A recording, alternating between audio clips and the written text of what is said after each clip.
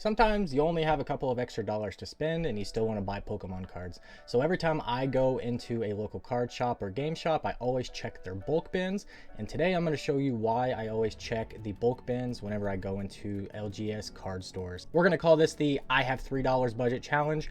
I only spent a total of $3 on all of these cards we're going to see today.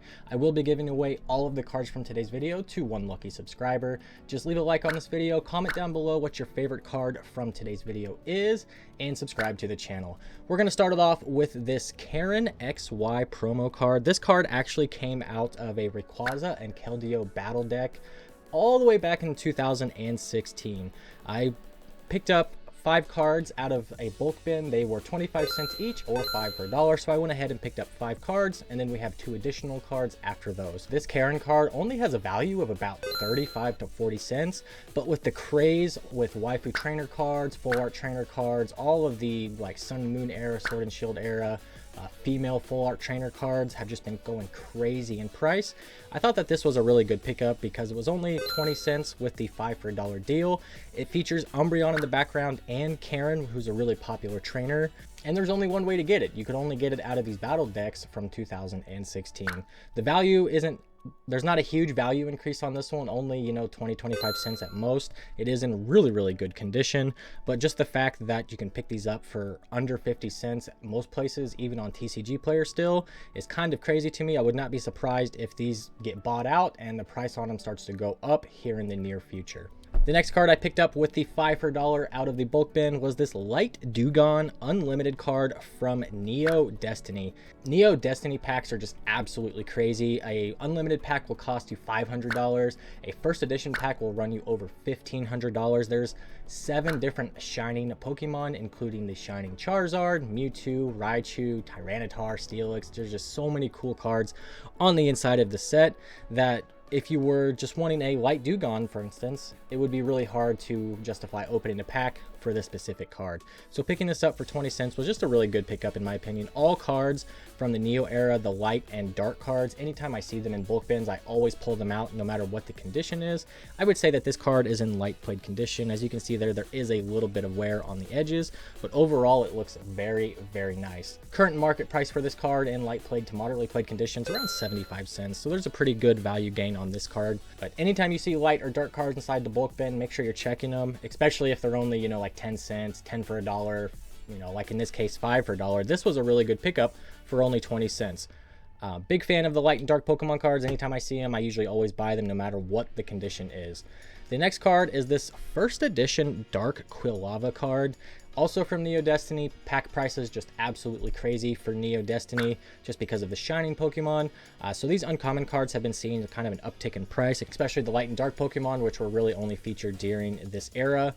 This first edition Dark Quilava in a near mint condition or mint condition would be like $12 to $15. I was really surprised when I looked this up on TCG Player. I was kind of expecting it to be around the 75 cent to maybe $2 range, kind of like this Light Digong card.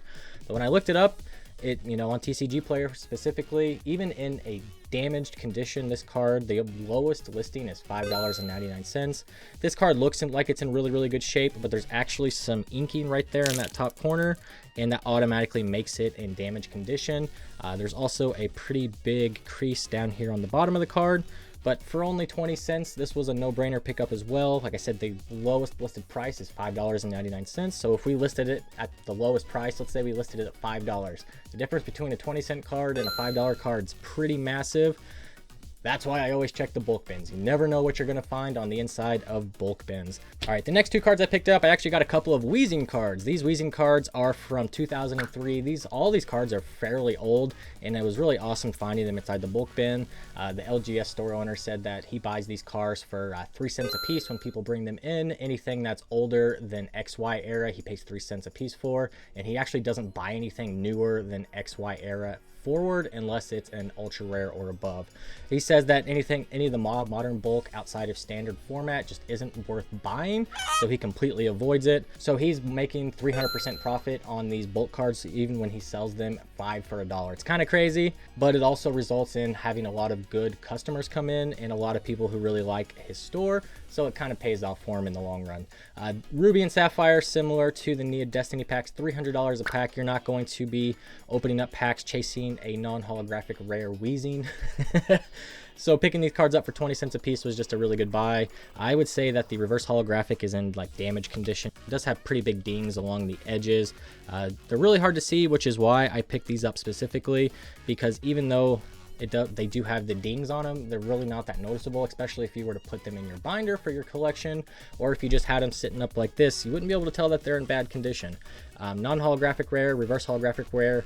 The reverse holographic rares are extremely hard to pull in these e-reader style sets because every single card inside the set was a reverse holographic. There's over 100 different reverse holographic cards you can get. The market price for the non-holographic is right around 50 cents. The reverse holographic may be $1. They're still not very expensive, even though they're very, very old. And in my opinion, all of the e-reader cards are just really, really cool. The next card I picked up, we actually got 2 of these cards. Both of these cards come out of the same set, Miracle of the Desert. It's an extremely rare Japanese set. I have never personally seen a booster box of Miracle of the Sand. The first edition is the more common of the two. Unlimited print runs back in 2003 actually had a lower print run because the first edition was the first wave, and that's when they sent out the most product. The unlimited was just kind of a reprint to kind of meet the demand if there was any. So unlimited cards are worth more than first edition cards from, you know, the early 2000s to the late 2000s for Japanese. It seems kind of silly, but you really want to see the unlimited versus the first edition with the older Japanese cards like this. This Sableye was what really caught my eye. I actually bought these on eBay. Seller had these up for auctions. They're in terrible condition. The back of them is just really, really chewed up. I paid $1 for each one of these. They were at auction. Really, I'm the only one who bid on them because they are in such really bad shape. Most people who won't buy these cards, they want to grade them and flip them for a profit. Me, I like grabbing these cards just because they look so cool that I just want to add them to my collection. And in this case, I'm going to be giving them to you guys to add to your collection. The Mawile is the same, you know, just really, really cool looking card, really old card, you know, from a really rare pack. A pack of this set would set you back around $400 or $500 if you could even find one. I actually think there's one up for auction right now on eBay, and I wouldn't be surprised if it doesn't end around $500 for a single booster pack. It's absolutely crazy, and these would be good pulls out of those booster packs if you were to open it up. So obviously you're not going to be chasing these cards. You really want the EXs from this set. This is the Japanese version of EX Sandstorm. So all of the EX Sandstorm chase cards are what you would want to see on the inside of these Japanese packs. So I spent $3 on all of these cards today, 5 for $1 out of the bin. We did get 5 cards out of that bin. These were by far the best cards in the bin. Most of the rest of them were just, you know, common, like Bling's Ponyta, Koga's Zubat, things like that. So these were by far the best ones in my opinion in that whole bin.